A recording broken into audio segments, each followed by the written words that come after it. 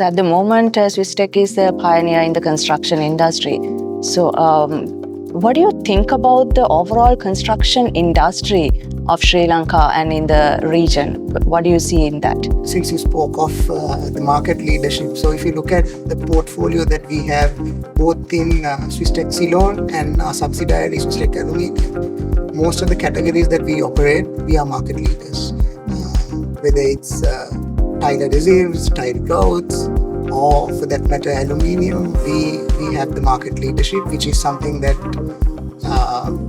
I think we must give credit to my team. Over a period of time, they were able to have that market leadership and most importantly retain that position as a market leader. Then the second question you ask about the industry. If you really look at the local construction industry, since 2019, with this Easter Sunday attack, there's been a dip. If you look at last 10 years growth, you see the trend line is going downwards. So there has been lots of challenges in construction industry. It was actually getting contracted. But in the recent, I would say last year, we have seen some signs of recovery. But it's very globally or locally? Locally, it's like that. Okay. But global context is slightly different. But if you look at this year with so much things happening around the world, with bigger players of the economies, fighting with each other, cool battles and hard battles. Global economy is also not growing at a pace which is very supportive. I think mid-June, the global GDP growth was around mid 2%, which is not very, very healthy, I would say. But local context, we have seen some level of recovery, but it's very early to tell whether it's recovering and coming back to what it used to be. But we are very positive about the change because with the recent interest rates coming down, exchange rate settling at a certain level is actually helping. But like I said, if you look at the last 10 years from 2019 where we had this downturn, still it's very early days to tell you whether it's going to grow like exponentially, but we see a slight recovery. Now, Swisstech is moving out of Sri Lanka as well. Sri Lanka is not the only market. So what is your roadmap for the expansion in the region? So let me give you a little bit of a history of why we have looked at exports. Actually, back in, like I said, from 2019, we've been experiencing a decline in the local market, and we were having excess capacity and finding it difficult to manage our operations. So that's the starting point where we looked at export opportunities. It's very challenging. I mean, when you look at export numbers, you may think, okay, they are good. They have gone into markets like USA and even to that matter, even to India. But it's very challenging. But we have to accept the fact that you have to consider everything, local market and global trends, and look at how we are going to grow. We being a very small country, our growth also limits to the size, right? If we are to look at only local. So keeping that in mind only, we are looking at expansions. So right now we are predominantly driving our exports towards USA. But we see a growth in Africa also. So we are having plans to expand our operations to East Africa also. And then possibly in the South Asian market also. So if I were to look at our growth strategy, global expansion is a key strategic pillar. Shimon, as a second generation of Access Group, you're working towards building a next generation conglomerate under the Access brand.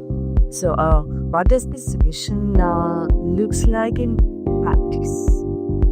So, when I joined the business, we were very much public sector focused in terms of how if I were to take maybe about 80 to 85% depend on the public budget.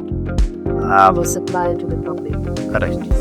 And by government and the public sector is critical in whatever business we do in policy making. About 10 years ago, we decided that we are going to try to not reduce the we're going to reduce the dependence on the public budget by increasing our B2B or B2C business. So that is where we expanded into healthcare, education, automotive, and other areas which we are directly going to other businesses or to the consumer. And today, I'm glad to say that that ratio has maybe come to 50-50, or maybe a little bit even more towards the B2B and B2C customers. So we believe that we have to be present with the normal, whether the biggest budget is in a strategic way, customer for any country. But however, there are industries that we can do well in and add value where it's directly to the business owners. As an entrepreneur and a user, you have tried many things and you like to try new things. So, as an entrepreneur and as a person who innovates these, what would be your advice for budding entrepreneurs who aspire to be entrepreneurs? I think, firstly, you must do what makes you happy. Where you wake up every morning and decide that this is what I love to do. We are constantly telling our staff, the day you decide that when you wake up and you don't want to come to work, that's the day you come and have a chat with us, or you are free as now. Yeah, because I think if you are passionate about what you do, it will drive you to do it. It's not a chore. So as a result, if anyone wanted to start a business, and it's very important to do what you love to do. Secondly, I think it's important to look at what is the opportunity in Sri Lanka, because we are only 20 plus million people, right? And we are not a huge economy, and certain industries are not as mature, or the country is not ready for those industries. So maybe do that evaluation about what you like to do and whether the country is ready for it and whether there's a market for it. Thirdly is to get a sound knowledge in finance. Not everyone is good in it. Then you must surround yourself with people who are genuinely willing to help and good in it. Because you can be the best, I believe, you can be the best salesperson, you can be the best operations person. But at the end of the day, the bottom line of the company is what keeps the company going.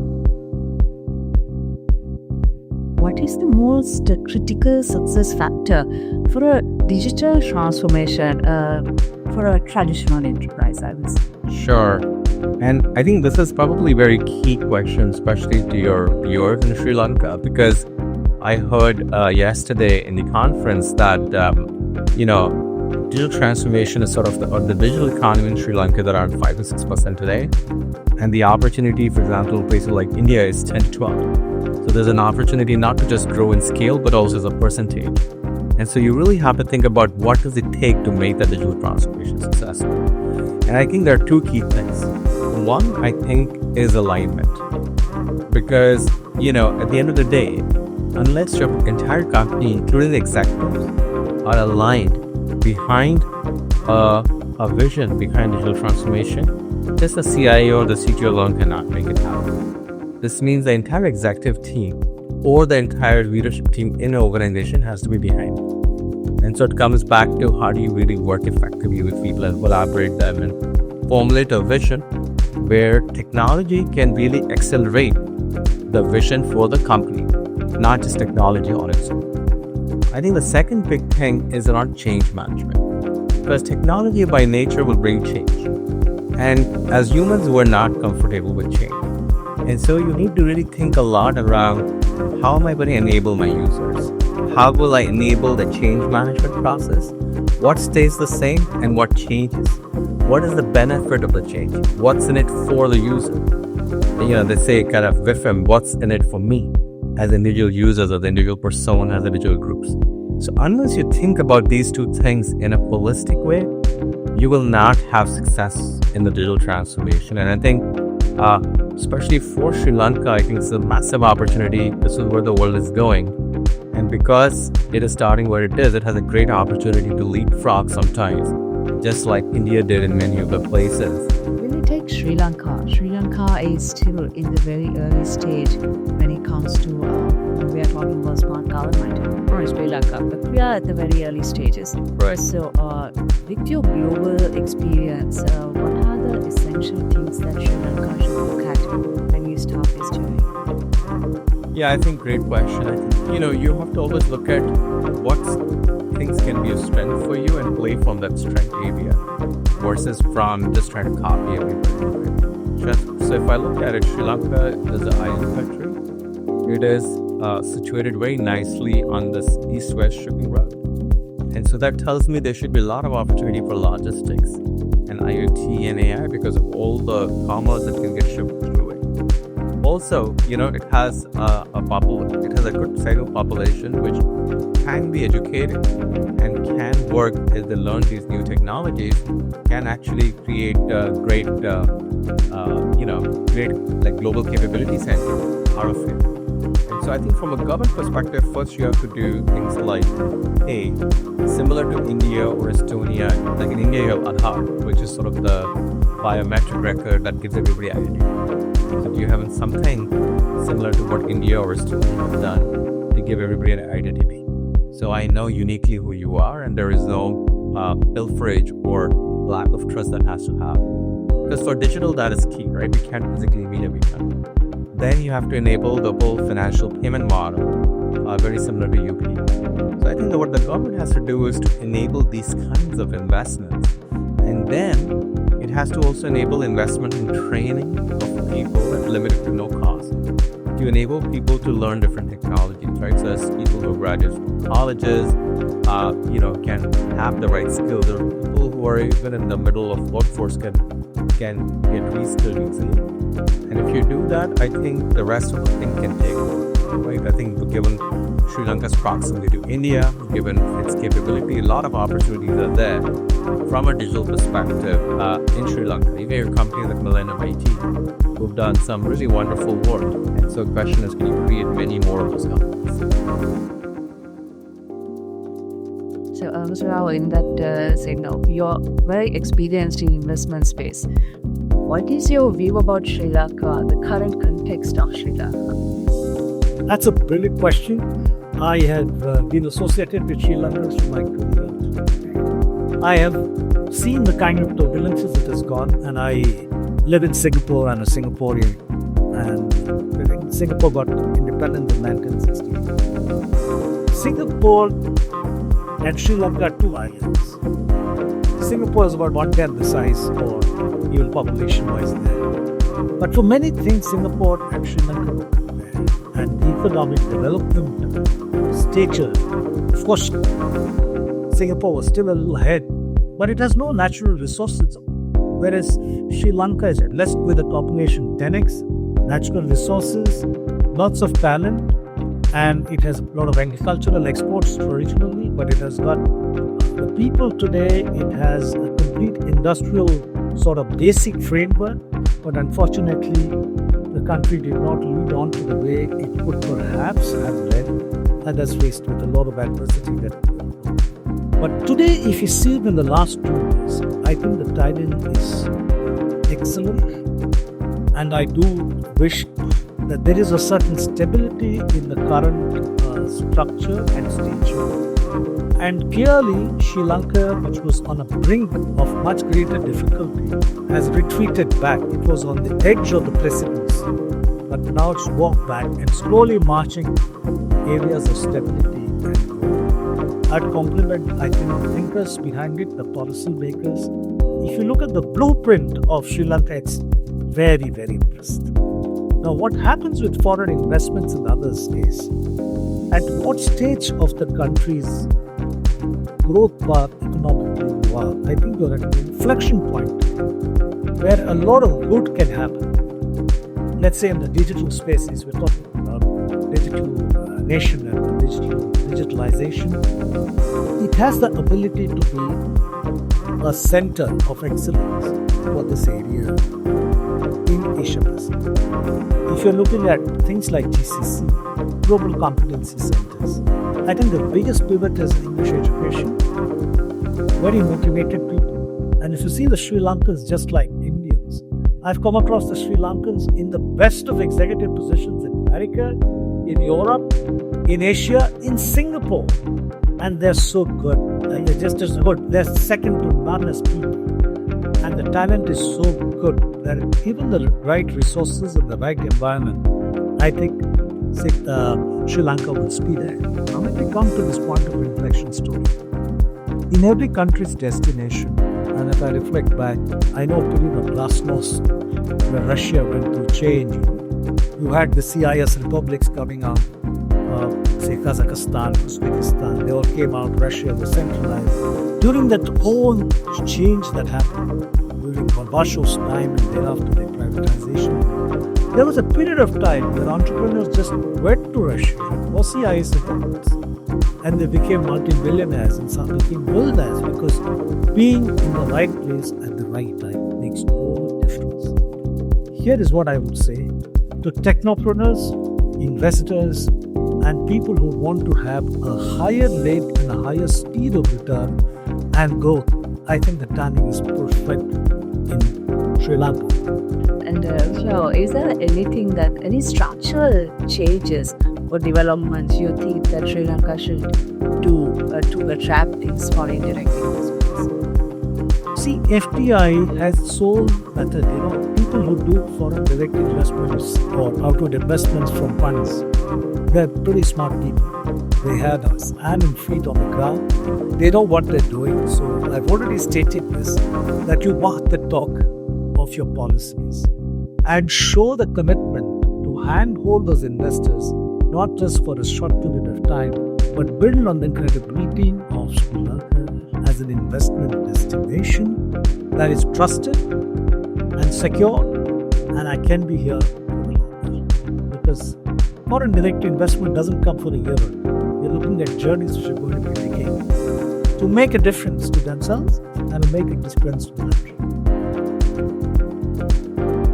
And Jobir, how important is the innovation aspect of it now? Because tea is for generations, we have been drinking tea.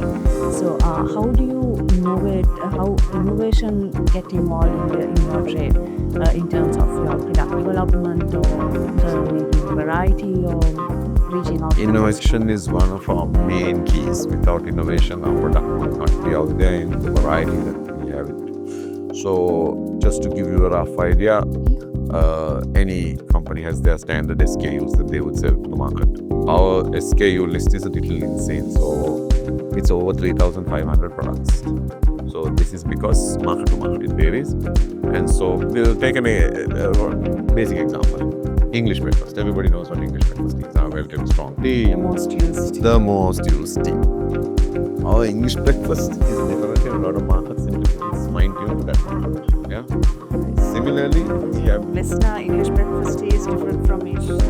it's different when we produce it, but you can drink it in every country, it'll taste the same. But because of that, we've got to keep different stocks. We've got to maintain a different way. We innovate how it's served also. But similarly, we do a lot of gift items with tea. So creating something attractive to a new market is constant innovation. And that is one of your unique proposition, the gift Absolutely. items. The gift items is a complete large area for us, but very unique. We fine-tune it to each customer, each market. And something a lot of people don't know even in Sri Lanka is that we do a lot of customized gifts for many entities. And it can be customized down to what type of tea you want, how the product looks, what form of packaging, whether it's metal, glass, porcelain, wood, paper. There's so many options. So it's become a very popular wedding gift. It's become a very popular party gift. No one would have thought this so many years ago. It's tea. What are you doing, But it's the form we present it in. One of the most important things to us is the usability of the packaging afterwards. So it has to serve some purpose. Otherwise, you're just selling a consumer item. So the ornamental value, the gift-worthy value, that's important to us. And so this is why one of our taglines is give the gift of good taste. Yeah? because you're giving a gift. Good taste. The gift of good taste, but you're giving them something with good taste in it as well. When it comes to Messna, what are the strategies that have worked best for Messna to establish itself in the global markets? And what is your future plans? How do you want to evolve it Right. into the future? Right. If anything, I think for the future, we want to personalize it even more. Yeah. So the stepping stone to this is you have to serve people. Yeah. And we have started doing this. We started doing this some time back with our tea shops. In that we have them nationally as well as internationally. We were selling tea products, gift products. We started serving them. So even here, we've started serving tea, pairing them with food. We haven't made too much of a song and dance about it here, but internationally it is very large. It was in a large audience. We've been very successful in places like Japan, Italy, Greece, Taiwan, where tea is paired with food and so on. The innovation aspect is very important for this. The quality aspect is very important for this. And knowledge prepared and delivered to the individual consumer is very important. So re-innovating even old products is very important so that you deliver it in a modern day context to the consumer. Yet with an old school touch of finesse to it so that the product has its roots in it, yeah? And people identify this as being it's an old product, but it's so unique and it's modern, yeah? So I think that's our marketing angle for the future and a stepping stone in, second generation taking over a 42-year-old brand.